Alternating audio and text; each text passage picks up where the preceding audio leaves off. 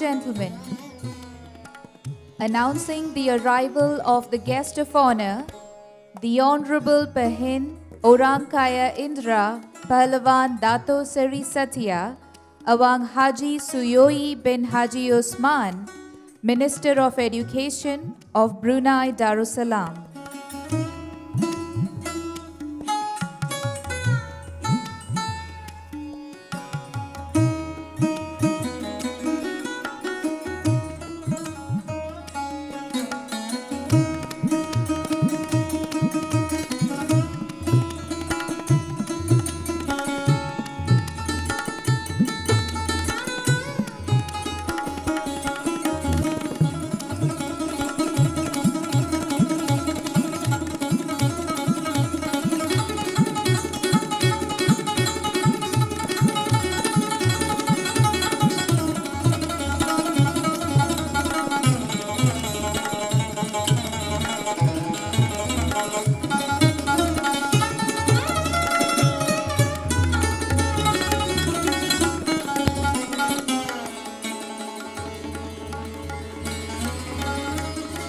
Ladies and gentlemen, please rise for the national anthem of Brunei Darussalam, followed by the national anthem of Republic of India.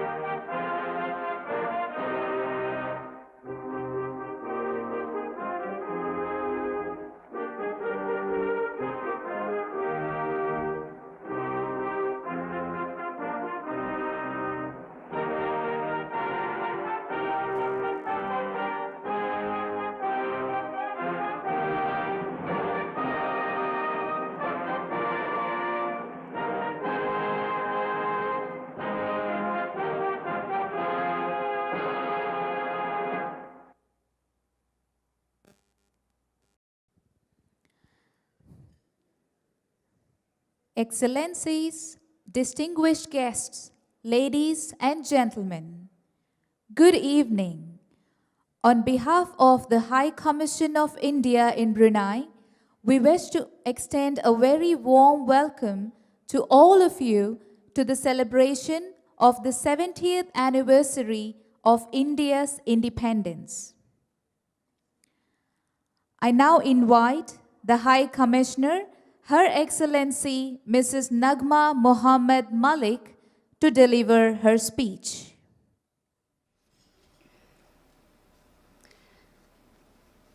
Pehin Orang Kaya Indra Pahlawan Dato Seri Satya Awang Haji Suyoi bin Haji Osman, the Honorable Minister of Education of the Government of Brunei Darussalam.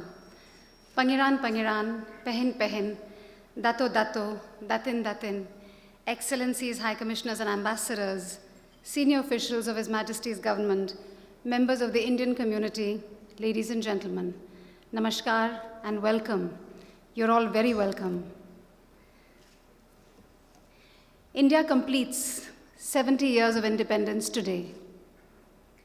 It was a momentous day 70 years ago, when India won freedom after a long non-violent struggle led by Mahatma Gandhi. That longed-for day was full of promise for my countrymen, but was also foreshadowed by tragedy and difficulties.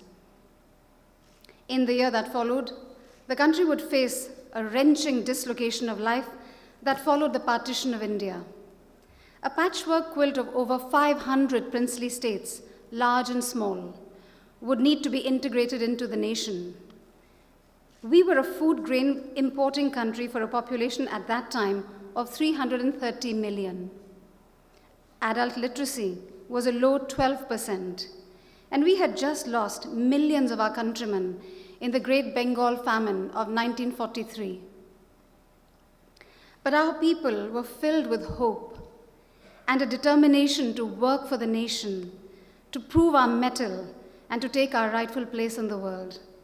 And so we set about tapping the unique potential of our people and building up our nation. From that hope-filled but difficult beginning, India is at a very different juncture of her history today. With a population of 1.25 billion, India has a surplus production of food grains and is exporting wheat and rice to the world. We rank first in the world in milk production, accounting for 18% of world production, with around 140 million tons annually. With 2.4% of the world's geographical area and 4% only of its water resources, India's resourceful farmers support 17% of the world's population and 15% of its livestock. India continues to be probably the most diverse country in the world. In 29 states, there are 22 official languages and 1,652 other languages and dialects. These states also have different cuisines, different social practices, traditional dresses. But there is a civilizational unity underlying all this diversity, which crops up suddenly in the Sanskrit that underlies the modern languages in so many different parts of the world, parts of my country, in the festivals that we celebrate countrywide, and visible in the ubiquitous sari worn almost all over the country. India will be the world's youngest country by 2020, with an average age of 29 years. Over 62% of our population is of working age. We in India are proud that we continue to be the largest democracy in the world. Out of 800 million eligible voters, 553 million voters cast their ballot in the last general election in 2014. We are proud, too, of our diversified institutions that safeguard democracy and the rule of law, an independent judiciary, a free media, and a vibrant civil society. The corpus of laws and legal statutes that are together termed common law is practiced in both India and Brunei. Indian jurists and lawyers have greatly developed common law over the past 70 years to universal advantage. Today, India has a GDP in absolute terms of US dollars 2.45 trillion and is the sixth largest economy in the world. These figures are taken, the data is based on the data of 2015, and these figures from the World Economic Forum shows us at with a GDP of 2.1 trillion. Currently, in July 2017, the GDP is 2.45 trillion. Under Prime Minister Narendra Modi's strong and visionary leadership, the Indian economy has grown with an average annual growth rate of over 7% over the past 3 years. The World Bank and IMF have predicted that India's economy will grow by 7.6% in 2018 and 7.8% in 2019. Other figures provide some insights into the economy. There are over 1 billion cell phone connections in India. 300 million own smartphones, and around 400 million are connected online. Everyone uses the cell phone, and they source all kinds of services on the cell phone. Thanks to the investor-friendly policies adopted by our government, India has received sizable foreign investment of US dollars 113.8 billion over the last 3 years. FDI has been growing by 18 to 20% from year to year, attesting to the belief of foreign investors in the Indian economy. To power this economy, energy use in India is rapidly evolving towards ever greater use of renewable energy. Fossil fuels already provide only around 67% of energy demand. India has pledged to increase the share of renewable energy from 34% today to 40% by 2030. India is a founder of the International Solar Alliance, a coalition of 121 solar energy-rich prospective member countries located between the tropics of Cancer and Capricorn. One sector in which India's talent for technology is successfully married to her people's frugality is the space sector.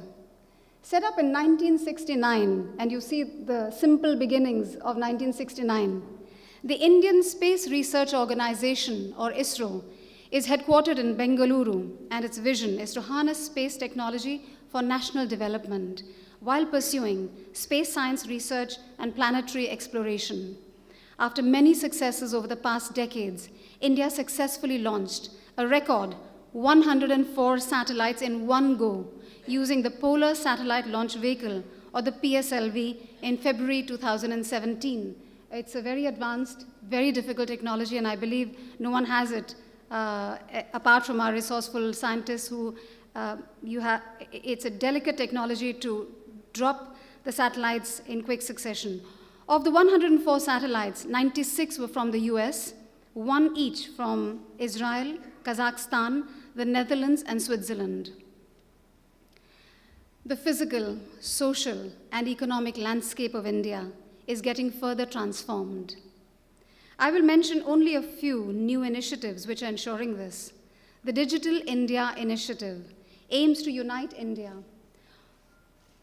on a common digital platform by 2019 to make available government services online on a real-time basis, and to set up a pan-India fiber optic network. Under the Startup India program, the government has established a simple compliance regime based on self-certification and has relaxed the norms of public procurement from startups. India now ranks third globally in terms of the number of startups and is the world's youngest startup nation. 72% of company founders are less than 35 years old. And finally, a word about the big new change in taxation that has dramatically simplified all economic transactions in the whole of India, the Goods and Services Tax. The act enabling this tax was passed by Parliament earlier this year.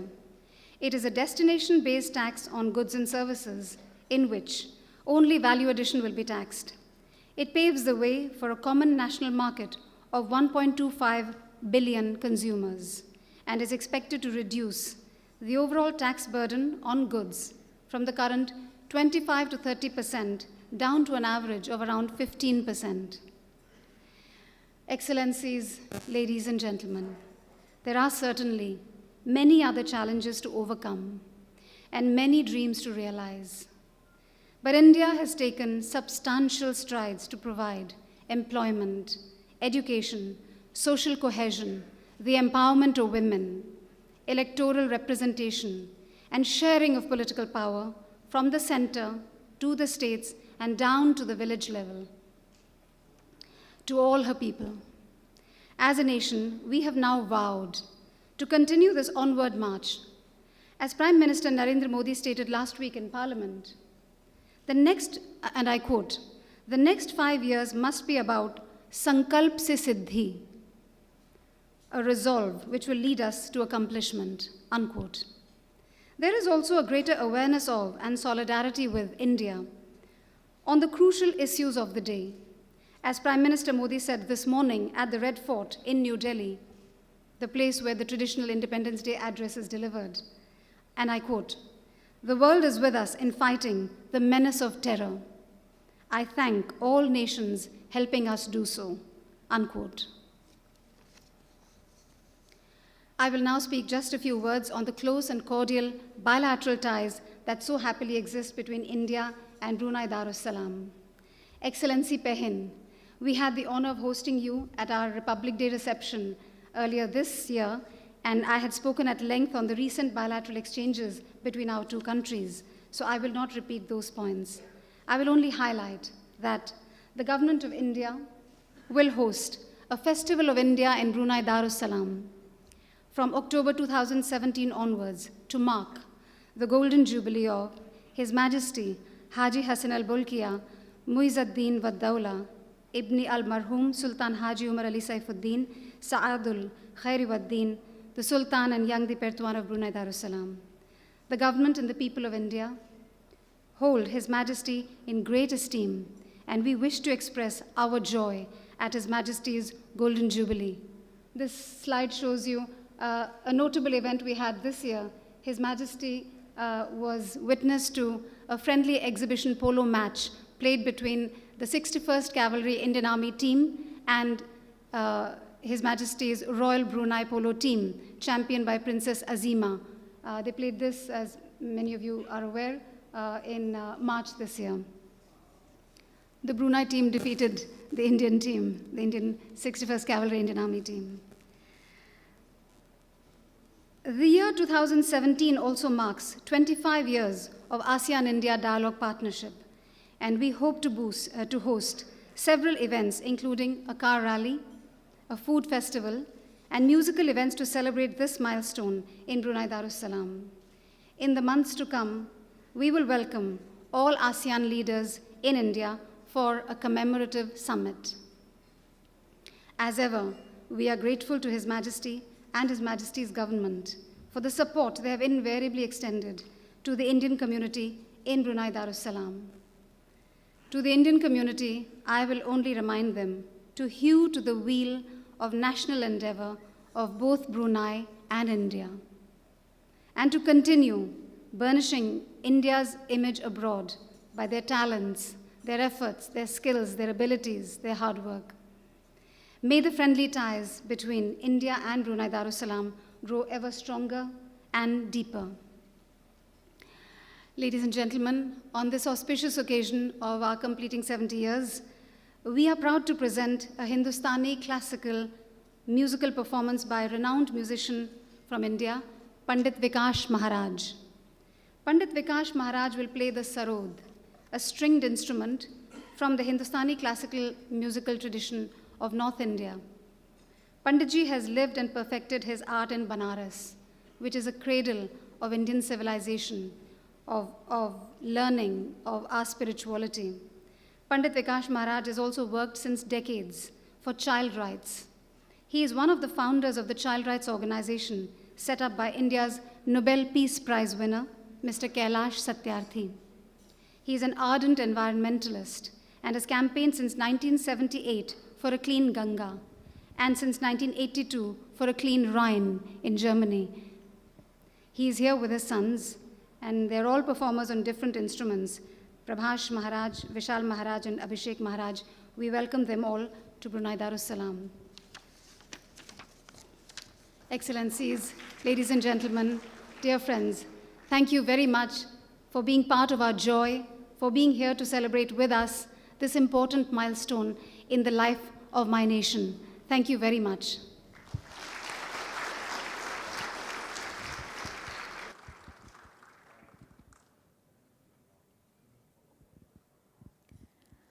We now request the guest of honor, the Honorable Pehin and Datin, to join the High Commissioner and spouse in cutting a cake to mark the occasion of India's Independence Day celebration.